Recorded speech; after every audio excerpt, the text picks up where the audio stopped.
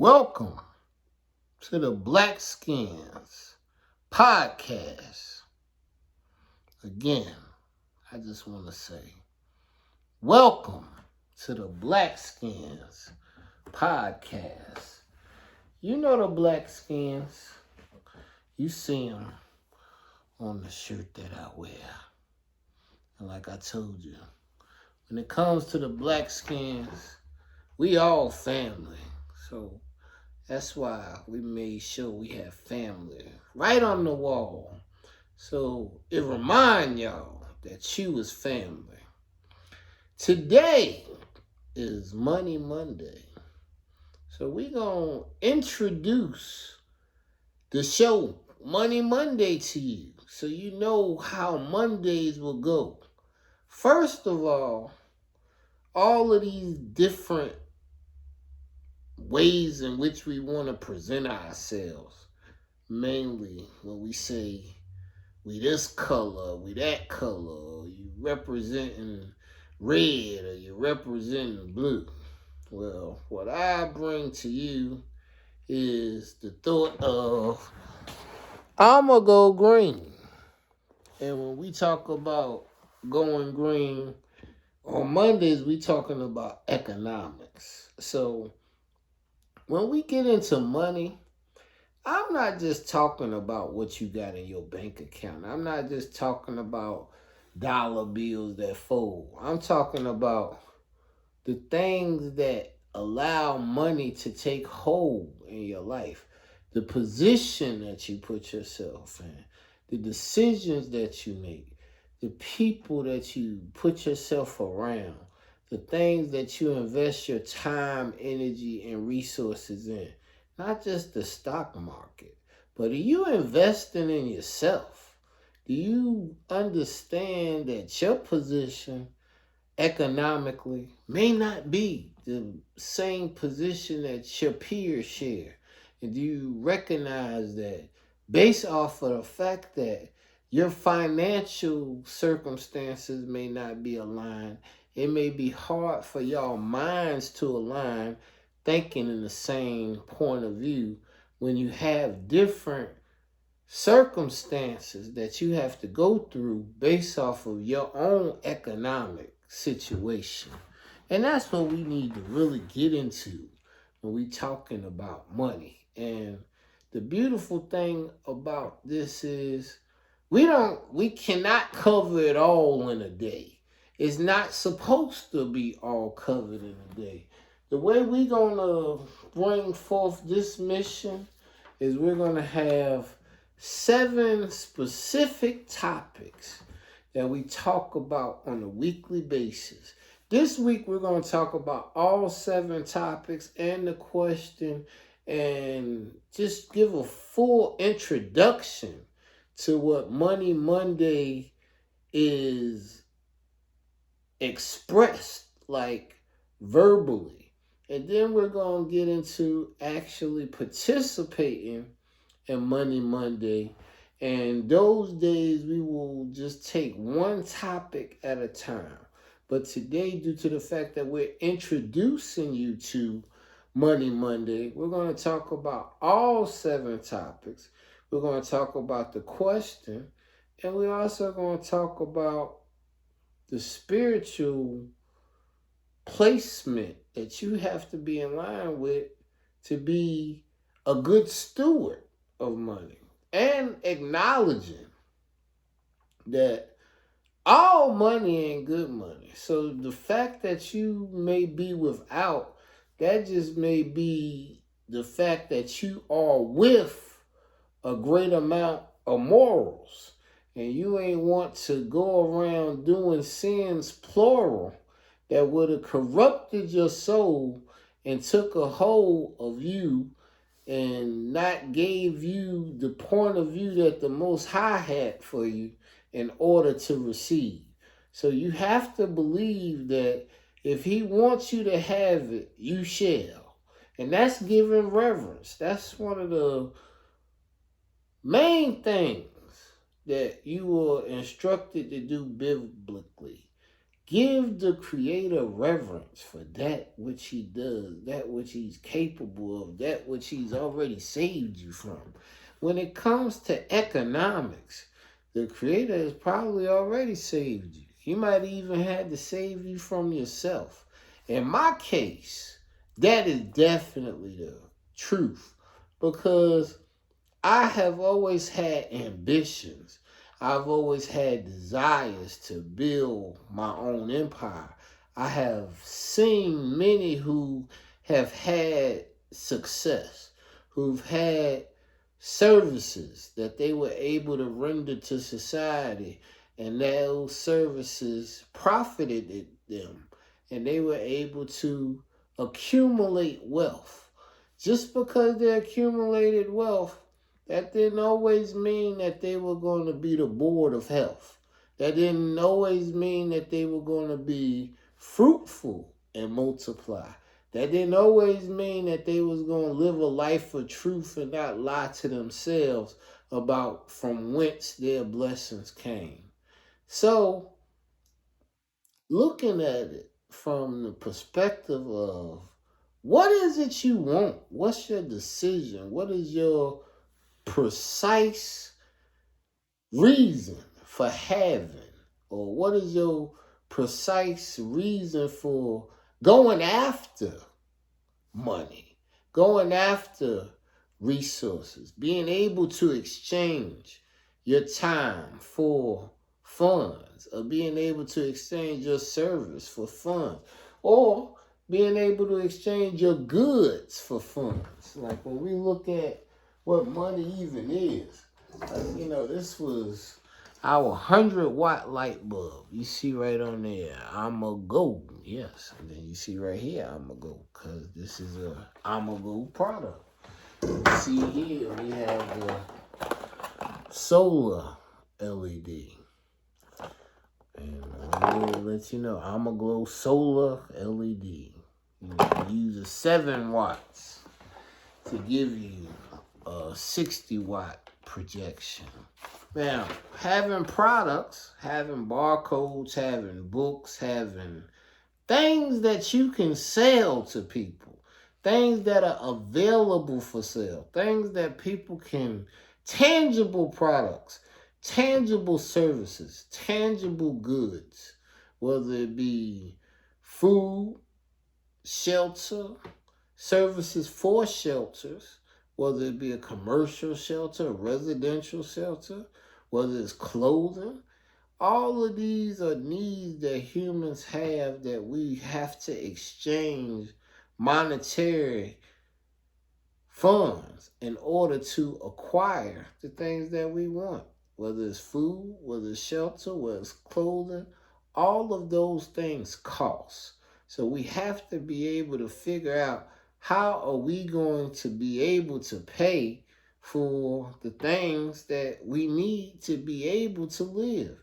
And what are those things that we need to be able to live? How we determine those things in our mind is going to be how we find or define money. So, when we talk about these 7 topics, how are they going to be presented? Every week, it's going to be Monday at least once a week. So every week for 7 weeks, we'll address one topic at a time. The first topic that we'll address will be equity, not equality. So many times I hear people say that they want equality. They feel as if things ain't fair based off of race, based off of economic position, based off of systemic hardships that they've been through, or they feel as if they've been placed in. But equality alone, if they gave you equality, would that give you the opportunity to participate in the system in a way in which you thought or desired to? I think what people truly want is equity. They want to stake in the things that they participate in. If you work, if you have helped build up any kingdom, then you want to have a piece of said kingdom.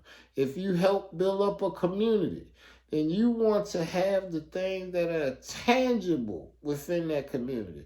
You want to have land, you want to have water rights, you want to have resources, you want to have the connections, you want to have a network, you want to be able that you can get the respect of others within your community that know that you have integrity and you're reasonable with your thought process, you're reasonable with your professionalism, and they can exchange with you because they know that your word is good. Whatever service or good that you bring to the table, you stand by it. You make sure that the quality and the correct quantity is there. So if you ever want anything, you want to have equality in the things that you're doing personally. But when it comes to business, you want equity. Personal equality. Treat me the way you want to be treated. But when it comes to business, that's when you want equity. I don't care if you want to treat me fair or treat me unfair, but make sure you pay me accordingly. And that's what equity will make sure that we have accounted for. Topic 2, ownership. Not just participating for somebody else's establishment, but establishing things for you and your future generations. Very simply, if you're at a position that you could either be fired from and or that your children can't just come and represent you and be able to take your position. If you can't pass your position to your children, then that is not a position where you have in your ownership. And ownership leads to generational wealth because every generation can take a establishment or institution that is developed and enhance it. The ideas and the innovations and the technologies that exist for the future generations is not the technology that is available now. Things get greater. Some things become obsolete, but some things are just established where you don't even have to compete because you have a service or a good that's undeniable. And the people who want that said good or service know that you are reliable. So they can rely on being able to get that good or service from you because they know that you are taking true ownership and accountability of your service, of your business, of your restaurant, of your lawn care service, of your laundromat, of your educational services institution. Whatever you are into, whatever you begin to put your time in, take it seriously because your time is your money. And what you are able to show the world, what you're able to bring to the world and help benefit others through your goods, through your services, is going to establish your ownership. It's going to establish your desire to do and show your integrity because you have many receipts of doing what is right. Topic 3, stakeholders. Those who actually have accountability for all the services going on in your community. Those that own the land, those that own the institution, those that are part of the executive branch, those that are enabling the community to strive to do better, who have a stake in the project, whether it's directly or indirectly, but they are part of the community. So the advancements of the community are to their benefit, and we have to have stakeholders come together in Charlotte meetings before projects even get truly established. Allow the different stakeholders to be able to give you their input on how they can allow the project to grow and benefit everybody, or how they can sit there and block the project and decreases availability to others. Topic 4, syndicates. When we talk about money, one thing we have to recognize is most projects, most Fortune 500 companies are doing exceedingly big numbers. Like most Fortune 500 companies are bringing in $20 billion or better on an annual basis. When we talk about the Blackskins, just to give some perspective about where we're at economically, all of our religious institutions, all of our different denominations, all of these churches that we have all across the country, all these different pastors, all these different collection plates, jingling and singing the song, "You Can Be,"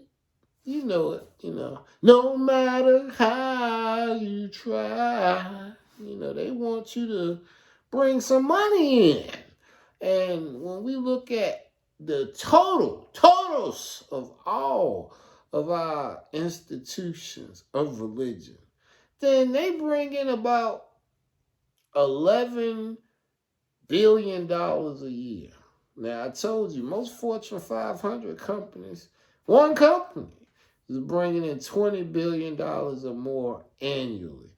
And when we look at every last one of our religious institutions, every last one of these churches, every mosque, and we talk about the Blackskins Nation, those organizations are only bringing in $11 billion annually.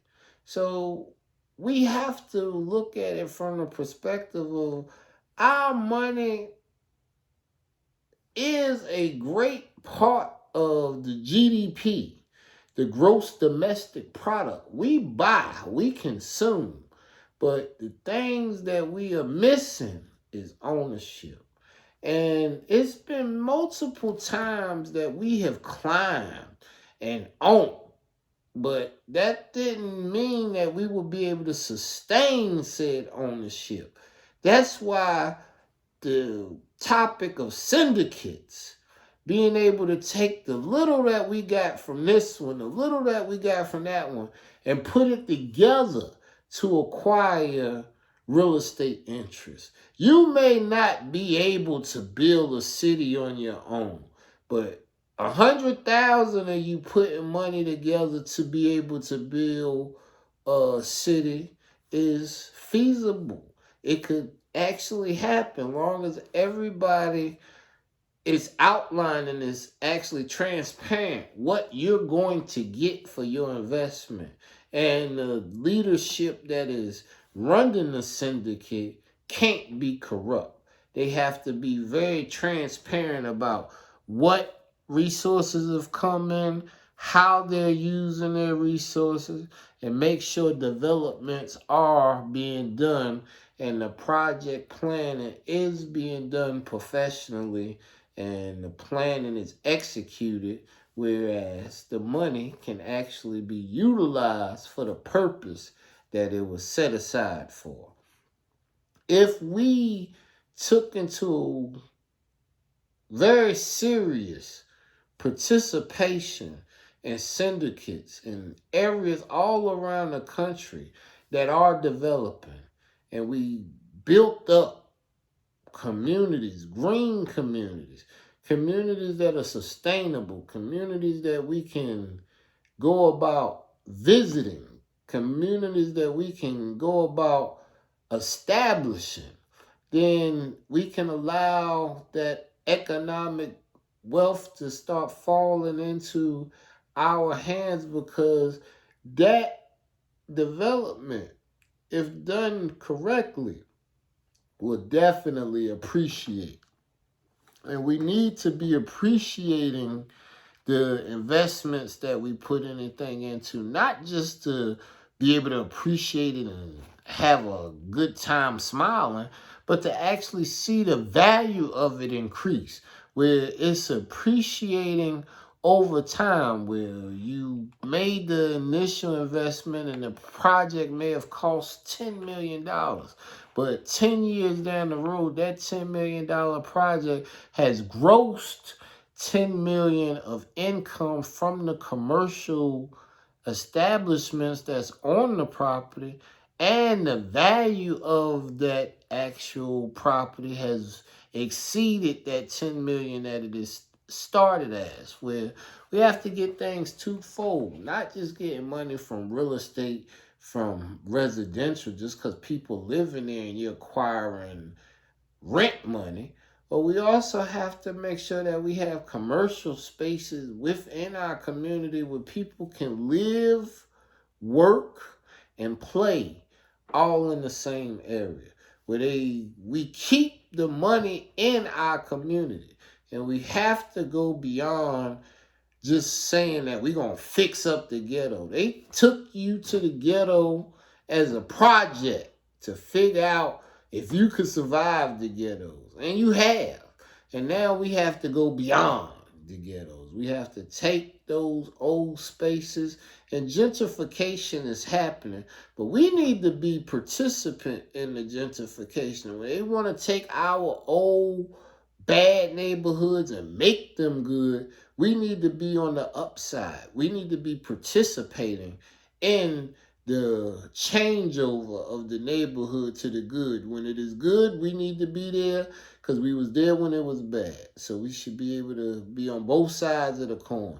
If we had to endure and suffer through the hardships of when the community was in lack, when the community start to stack up and move forward with progressiveness, we should be participating in that too.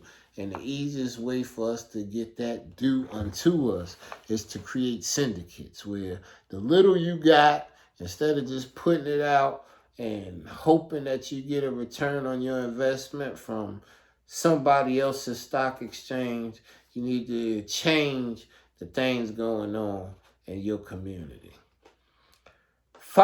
Topic 5, coin, Bitcoin, digital currencies, all of these different transactions that are going about where they have so many different coins now. And do we know about that? Are we participating in it? Are we getting involved in the digital exchange? Knowing something about the digital exchange is necessary because the banks have already been given forewarning to their customers, letting you know that they are soon about to replace the dollar with a digital dollar. So if we are not involved with this changeover, if we are not aware of how this is going to have such an impact over the whole world, then we are going to miss out on being able to participate in the growth of blockchain. We're not going to be able to gain in the wealth transfer. So right now, we need to start making sure that we are putting our foot in the door. So when the change around happens, we are able to, on all levels, whether it's those who are the haves or those that are the have-nots, we all have got to make sure that we get our thoughts in order and we start making sure we start doing the conversions necessary now, so when things do go down, we're not surprised and we're not forced into circumstances that don't benefit us. 6, cash. And the fact that cash ain't going to be on the board for a much longer duration. They've already told you they want you to deal with Cash App, Venmo. They want you to send your dollars through Zelle. They want you to be able to have a digital trail of everything that goes out. And cash does not bring that about. So cash has been eliminated from a lot of different places. I went to Verizon, tried to pay my bill just a week or so ago, and I had cash. And they said, "Oh, sir, we don't take cash. This is a cashless office." I went to, a couple years ago, I went to Dunkin' Donuts, and they like, "No cash, card only." I said, "Man, you can't even get a donut with $1." So the dollar is already starting to be eliminated from places, and more places are seeing that people are willing to pay with the card exclusively, so they are going to that exclusive form of payment, whether you're paying through Apple Pay, whether you're paying through your card, whether you're using your Cash App or Venmo card. They want digital payments. They want money that's from your bank account that can go to their online banking immediately, or at least within a 24-hour period, whether you got the Cube or you got the Strike, some type of way they want you to be able to charge a card. And by charging a card, there's always a digital record of a card being charged. Topic 7, interest and credit. Of course, people give you credit because they want your interest. They see your business is, in their eyes, booming. You're doing over $10,000 a month in deposits. Oh, yes. That means I can bless you with $100,000 loan. All I want you to do is sign over to me that $10,000 that you've been making every month, at least for 11 months. Give me $110,000 over the next year, and I give you this $100,000 that you need right here today. And you gotta remember, if you was only getting 10,000 in, now that whole 10,000 was you able to use as workable cash. You have expenses, you got overhead, you got salaries to pay, you got car notes, you got insurance, you got gas, you got food, you got electricity. All these things came out of that $10,000. So credit allows you to grow, because with credit, the bank will say, "Oh, you making that 10,000 a month, I'm gonna give you 100,000 right now. And if you use that 100,000 wisely, that 100,000 could get you to the point where now, 3 months down the road, a quarter later, instead of you bringing in 10, you might be able to double your capacity, and now you're bringing in 20. And now that's how you get to the point of growth, by using credit, by building yourself up till you get to one plane. And then once you get to that one plane and you're able to show that you can make these deposits, then they're willing to front you more so you can make more deposits. Now, if you ain't making more deposits, then you're going to be in debt, indebted, and in servitude, and potentially lose what you got if you ain't playing accordingly. Last, we're going to talk about ways to earn money. How do you earn money? How do you get the resources that you need economically? How do you get the position that you want? How do you get the things that you want to have? What are you working for? I know that the Creator gave me an opportunity to be the best I can, and I'm going to move forward and steadfast with the plan of keeping These days progressive. Hallelujah.